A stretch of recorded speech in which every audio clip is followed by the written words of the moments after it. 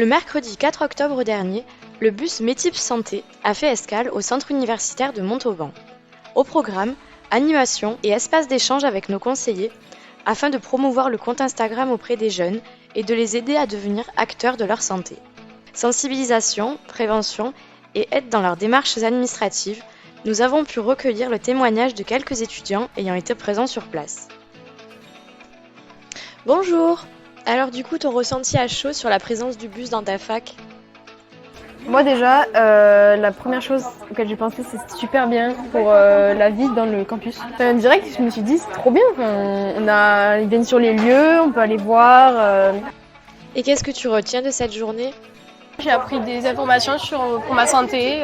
C'était cool, on a pu créer un espace santé. Moi, je savais pas du tout que ça existait virtuellement. Et j'ai appris comme quoi je pouvais, à partir de mes 18 ans, ouvrir mon propre compte Amélie. Et avant de venir ici, tu connaissais les services de l'assurance maladie? C'est pas des formations que j'avais forcément de base, ou même avec les parents, etc. C'est plutôt maman, papa qui dirigent. Et puis là, on sait comment faire nous-mêmes maintenant qu'on est majeur. Est-ce que tu penses que ce type d'événement est important pour les jeunes?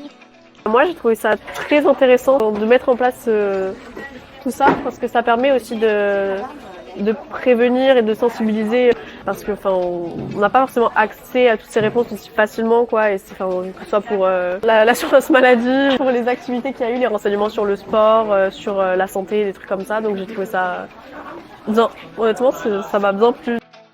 Est-ce que c'est important de faire de la prévention sous forme d'animation? Si c'était pas aussi ludique, je pense que absolument personne ne viendrait, parce que ça fait peur de poser des questions qui ont l'air un peu débiles, etc. Alors que quand on voit des gens qui sourient, qui proposent des jeux, c'est une approche vraiment intéressante, ça donne envie. Et puis quand on sort avec l'information, en plus, généralement on se dit « Ah, j'ai bien fait d'y aller ». Et vous alors les filles, qu'est-ce que vous retenez de toutes ces animations? C'était pas des ateliers où juste on parle.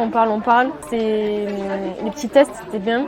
Oui. Avec la roulette, c'était super bien ça. Parce qu'au moins, déjà on teste nos connaissances et en plus après on a les réponses. Du coup ça c'était cool. Puis le camion aussi c'est sympa. Moi je me suis dit j'ai jamais vu de camion comme ça. Puis il y a même des petits lots à gagner. Je pense que ça incite aussi les jeunes à participer. C'est des cadeaux de notre âge entre guillemets. J'ai trouvé ça trop stylé honnêtement. Et toi Pedro, en tant qu'étudiant international, qu'as-tu pensé de cet événement? J'ai trouvé ça cool parce que justement hier j'étais à la CPAM, il fallait que je fasse des démarches. Et là on m'a aidé, on va m'envoyer le formulaire. Je vais préparer mon dossier, je prendrai un rendez-vous et voilà. Et maintenant, la parole d'une de nos partenaires de l'association Salia, du dispositif Un Toit pour Toi, qui aide les jeunes sortant de l'aide sociale à l'enfance. Ces organisations sont plus que nécessaires. Ça permet aux jeunes de tester un petit peu leurs connaissances sur la CPAM. Ça permet aux partenaires également de faire de nouvelles rencontres, de se mettre à jour de ce qui existe, de ce qui n'existe plus. Donc toujours. Et je pense que la période aussi est propice, septembre, octobre, c'est la rentrée et on se remet à niveau. Donc oui, à poursuivre. Alors un grand merci à la CPAM du Tarn-et-Garonne et à tous les partenaires qui ont participé et qui ont permis de faire de cette belle journée une véritable réussite.